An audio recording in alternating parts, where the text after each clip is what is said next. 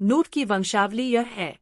नूह धर्मी पुरुष और अपने समय के लोगों में खरा था, और नूह परमेश्वर ही के साथ साथ चलता रहा। और नूह से शेम और हाम और येपेत नाम 3 पुत्र उत्पन्न हुए। उस समय पृथ्वी परमेश्वर की दृष्टि में बिगड़ गई थी और उपद्रव से भर गई थी। और परमेश्वर ने पृथ्वी पर जो दृष्टि की तो क्या देखा कि वह बिगड़ी हुई है, क्योंकि सब प्राणियों ने पृथ्वी पर अपनी अपनी चाल चलन बिगाड़ ली थी। तब परमेश्वर ने नूह से कहा, सब प्राणियों के अंत करने का प्रश्न मेरे सामने आ गया है, क्योंकि उनके कारण पृथ्वी उपद्रव से भर गई है, इसलिए मैं उनको पृथ्वी समेत नाश कर डालूंगा। इसलिए तू गोपेर वृक्ष की लकड़ी का एक जहाज बना ले, उसमें कोठरियां बनाना और भीतर बाहर उस पर राल लगाना, और इस ढंग से उसको बनाना, जहाज की लंबाई 300 हाथ, चौड़ाई 50 हाथ और ऊंचाई 30 हाथ की हो। जहाज में एक खिड़की बनाना और इसके एक हाथ ऊपर से उसकी छत बनाना, और जहाज की एक अलंग में एक द्वार रखना, और जहाज में पहला, दूसरा, तीसरा खंड बनाना। और सुन, मैं आप पृथ्वी पर जलप्रलय करके सब प्राणियों को, जिनमें जीवन की आत्माएं, आकाश के नीचे से नाश करने पर हूँ, और सब जो पृथ्वी पर है मर जाएंगे। परंतु तेरे संग मैं वाचा बांधता हूँ, इसलिए तू अपने पुत्रों, स्त्री और बहुओं समेत जहाज में प्रवेश करना। और सब जीवित प्राणियों में से तू एक एक जाति के 2-2 अर्थात एक नर और एक मादा जहाज में ले जाकर अपने साथ जीवित रखना। एक एक जाति के पक्षी और एक एक जाति के पशु और एक एक जाति के भूमि पर रेंगने वाले, सब में से 2-2 तेरे पास आएंगे, कि तू उनको जीवित रखे। और भांति भांति का भोज्य पदार्थ जो खाया जाता है, उनको तू लेकर अपने पास इकट्ठा कर रखना, सो तेरे और उनके भोजन के लिए होगा। परमेश्वर की इस आज्ञा के अनुसार नूह ने किया। और यहोवा ने नूह से कहा, तू अपने सारे घराने समेत जहाज में जा, क्योंकि मैंने इस समय के लोगों में से केवल तुही को अपनी दृष्टि में धर्मी देखा है। सब जाति के शुद्ध पशुओं में से तो तू 7-7 अर्थात नर और मादा लेना, पर जो पशु शुद्ध नहीं है, उनमें से 2-2 लेना, अर्थात नर और मादा। और आकाश के पक्षियों में से भी 7-7 अर्थात नर और मादा लेना, कि उनका वंश बचकर सारी पृथ्वी के ऊपर बना रहे। क्योंकि अब 7 दिन और बीतने पर मैं पृथ्वी पर 40 दिन और 40 रात तक जल बरसाता रहूंगा, जितनी वस्तुएं मैंने बनाई हैं सबको भूमि के ऊपर से मिटा दूंगा। यहोवा की इस आज्ञा के अनुसार नूह ने किया।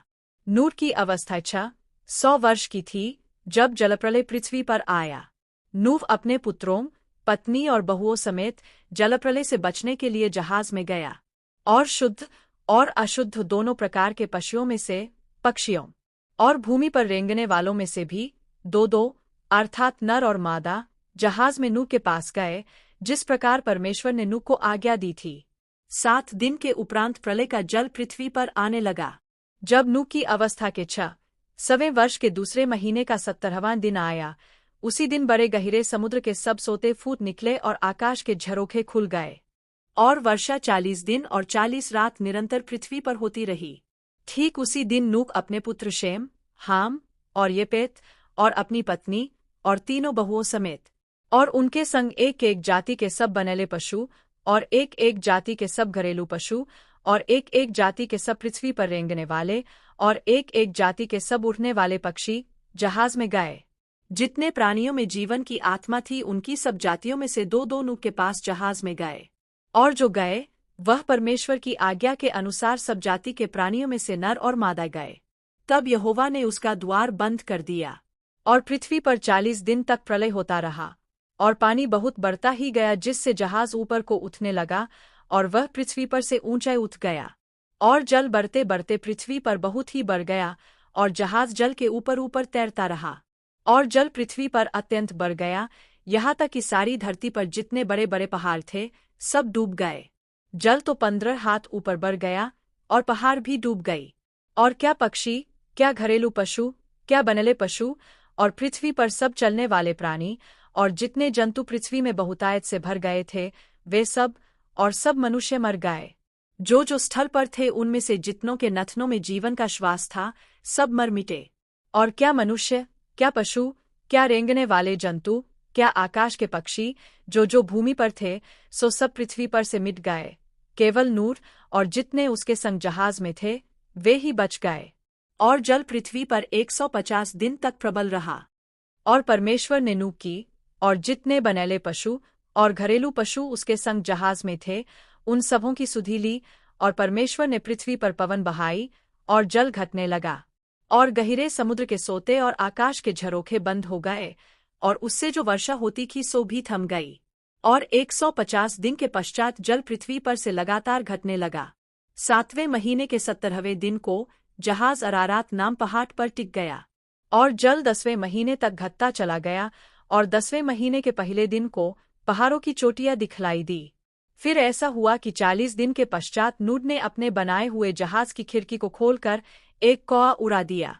वह जब तक जल पृथ्वी पर से सूख न गया, तब तक कौआ इधर उधर फिरता रहा। फिर उसने अपने पास से एक कबूतरी को उड़ा दिया कि देखे कि जल भूमि से घट गया कि नहीं। उस कबूतरी को अपने पैर के तले टेकने के लिए कोई आधार नहीं मिला, सो वह उसके पास जहाज में लौट आई।